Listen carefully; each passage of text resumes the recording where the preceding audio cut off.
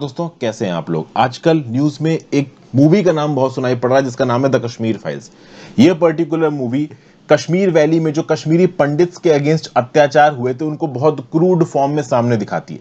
वैसे तो कश्मीरी पंडित्स के अगेंस्ट जो जो भी अत्याचार हुए हैं उसके बारे में हमको बहुत सी मूवी देखने को मिल जाती हैं। अभी कुछ दिन पहले एक मूवी आई थी शिकारा करके, उसमें एक कश्मीरी पंडित कपल की व्यथा दिखाई गई थी, उनकी परेशानी दिखाई गई थी, कैसे रातों रात उनको उनके घर से भगा दिया गया। उनके घर के ऊपर बगल में रहने वाले की इंडिविजुअल की नजर थी, उसने उसके घर के पूरे लेआउट को बदल दिया। तो इस प्रकार से बहुत सी ऐसी स्टोरीज हैं, आप कह लीजिए सैड और दर्दनाक स्टोरीज हैं कश्मीरी पंडित्स की। इस रिस्पेक्ट में ये मूवी यहां पे निकल के आ रही है और मूवी न्यूज में इसलिए ज्यादा है क्योंकि बहुत सारी राज्य की सरकार और इवन केंद्र की सरकार के कुछ आला ऑफिसर्स कह लीजिए, मंत्री कह लीजिए, वो ओवरऑल मूवी को मार्केट कर रहे हैं। और रिसेंटली इस मूवी को एक बड़ा पुश तब मिला जब यूएस के स्टेट रोड आइलैंड ने ऑफिशियली कश्मीर के जेनोसाइड को रिकॉग्नाइज किया। देखिए जेनोसाइड दुनिया भर में होते हैं। जेनोसाइड का मतलब क्या होता है? Systematic eradication of a particular community. जैसे फॉर एग्जांपल अगर आप ने सुना हो रोहिंग्या मुस्लिम्स इन म्यांमार, तो रोहिंग्या मुस्लिम्स के अगेंस्ट एक बहुत बड़ा अत्याचार हुआ है म्यांमार के अंदर। लाखों की तादाद में, हजारों की तादाद में उनको मारा गया, भगाया गया।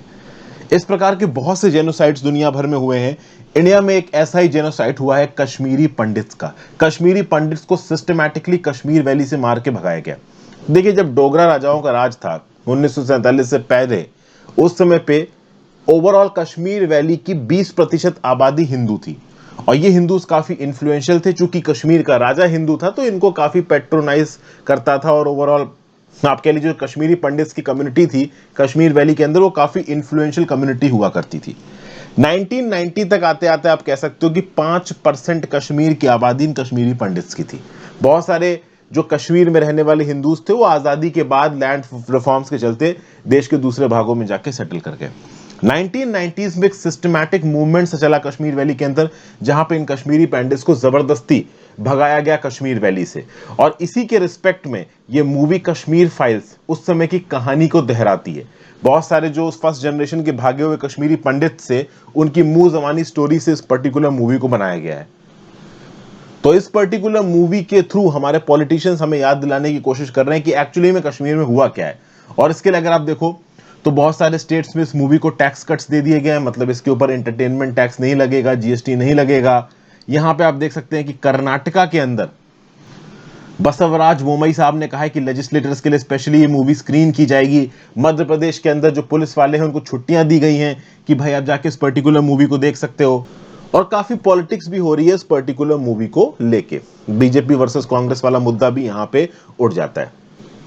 और एक्चुअली में ये मुद्दा बहुत बड़ा है। देखिए ये सच में एक बहुत बड़ा एक्सोडस हुआ था 1990 के लगभग। ऐसा एस्टिमेट किया गया कि लगभग 1,60,000 कश्मीरी पंडित होंगे कश्मीर वैली में, और 2011 आते आते केवल लगभग 3,000 के लगभग कश्मीरी पंडित कश्मीर वैली में बचे हुए थे। मतलब बाकी सबको यहां पे कहीं ना कहीं वहां से भगा दिया गया, सिस्टमैटिकली उनको यहां से आइसोलेट कर दिया गया। और जब ऐसा हो रहा था, अब देखिए कश्मीर वैली की पॉलिटिकल पार्टी से तो आप कोई उम्मीद रख नहीं सकते। लोकलाइज्ड पॉलिटिकल पार्टी वहां की मेजॉरिटी जनता की बात सुनेगी, ओके। लेकिन कश्मीर की जो लोकल रीजनल पार्टीज थी, कहीं ना कहीं उनका कनेक्शन यहां पे बताया जा रहा है सेंटर पे इंडियन नेशनल कांग्रेस से। अगर इंडियन नेशनल कांग्रेस चाहती, जिसकी केंद्र में सरकार थी, तो वो इस एक्सोडस को रोक सकती थी। इंडियन आर्मी स्टेशन थी कश्मीर वैली में, लेकिन कहीं ना कहीं जो भी अत्याचार इन कश्मीरी पंडित्स के अगेंस्ट हो रहे थे इनको होने दिया गया, इसको नहीं रोका गया। और आज भी 30 साल से ज्यादा बीत चुके हैं, ये कश्मीरी पंडित डरते हैं वापस कश्मीर लौटने में। बहुत सारे वापस लौट चुके हैं, बहुत सारे सिख्स और हिंदू कम्युनिटी के लोग। हालांकि ओवरऑल आबादी के रिलेटिव में देखेंगे तो बहुत कम है, लेकिन बहुत सारे लोग अपना परमानेंट बसेरा कश्मीर वैली के बाहर बना चुके हैं। वो वापस जाने में उतने इंटरेस्टेड नहीं नजर आ रहे। इस पर्टिकुलर मूवी में JKLF Jammu and Kashmir liberated front, जिसको अभी के लिए एक टेररिस्ट ऑर्गेनाइजेशन बना दिया गया है, उसके रोल को भी दिखाया गया। अब सवाल यहां पे ये उठता है कि इस पर्टिकुलर मूवी को दिखाने का ऑब्जेक्टिव क्या है। अलग अलग लोगों की अलग अलग राय है। बहुत सारे लोग ये बोलेंगे कि जो प्रेजेंट पॉलिटिकल पार्टी है केंद्र की सरकार में बीजेपी, वो चूंकि हिंदुत्व के एजेंडा को फैला रही है, तो ओवरऑल ये पर्टिकुलर जो कश्मीर में जेनोसाइड हुआ है उसको यहां पे सामने डिस्प्ले किया जा रहा है पॉपुलर कल्चर में, ताकि इस पर्टिकुलर पॉलिटिकल पार्टी की पॉपुलैरिटी बढ़े। कुछ लोग ऐसा बोलेंगे, 100% बोलेंगे। दूसरा, हमें ये समझना जरूरी है कि सच में कश्मीर वैली में एक समय पे जो कश्मीरी पंडित थे इनके साथ क्या बुरा हुआ। आज की डेट में 2019 में सरकार ने जो डिसीजन लिया कि जम्मू एंड कश्मीर स्टेट को 2 यूनियन टेरिटरीज में तोड़ दिया गया, इसकी एक बड़ी वजह यह भी बताई गई है कि अगर आप किसी एक पर्टिकुलर स्टेट में जो नियम कानून है उनको स्पेसिफिक बना के रखेंगे और किसी एक पर्टिकुलर सेक्शन को प्रिविलेज्ड बना के रखोगे तो वो प्रिविलेज सेक्शन कभी भी मॉडर्निटी आने नहीं देगा। यहां पे जो कश्मीर के नेटिव्स हैं उनको लैंड के फॉर्म में, एम्प्लॉयमेंट के फॉर्म में बहुत सारे बेनिफिट्स मिल रहे थे और जब ये बेनिफिट्स माइनॉरिटीज को देने की बात आई तो कश्मीरी पंडित्स को वहां से भगा दिया गया। तो आज की डेट में इन कश्मीरी पंडित्स की व्यथा से देखो, अगर आप कश्मीरी पंडित्स के पर्सपेक्टिव से देखो तो ये जो यूनियन टेरिटरी बनी है जम्मू एंड कश्मीर के अंदर, इसको ऑब्वियस सी बात है वो सपोर्ट करेंगे, जो कि कल की डेट में उनके वापस जाने के रास्ते खुल जाते हैं। हालांकि कांग्रेस की सरकार के समय पे भी कांग्रेस की सरकार ने कोशिश की थी कि बहुत सारे कश्मीरी पंडित्स को जो कि छोड़ के भागे थे वैली को, उनको वापस वैली में रीसेटल किया जाए, लेकिन चूंकि उनकी सिक्योरिटी की कोई गारंटी नहीं थी इसलिए वो वापस नहीं गए। तो आज की डेट में इस पर्टिकुलर मूवी को देखते हुए मैं आपसे आपका पर्सपेक्टिव जानना चाहूंगा कि ये जो कश्मीर फाइल्स नाम की मूवी आई है ये एक्चुअली में आपके हिसाब से क्या ऑब्जेक्टिव प्रोमोलगेट कर रही है?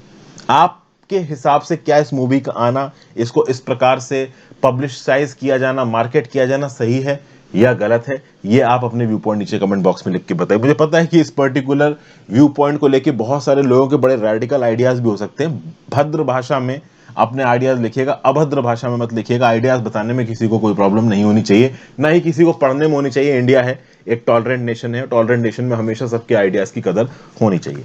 तो लेट्स सी कि भाई आपके क्या क्या आइडियाज है, नीचे कमेंट बॉक्स में लिख के जरूर बताइएगा। इंस्टाग्राम पे फॉलो कर लीजिएगा, टेलीग्राम को ज्वाइन कर लीजिएगा, दोनों चीजों का लिंक दिया हुआ है। लाइक और कमेंट किया मत जाना। अगर इन्फॉर्मेशन अच्छी लग रही है तो ज्वाइन बटन दबा के हेल्प करें। Have a great day, good bye.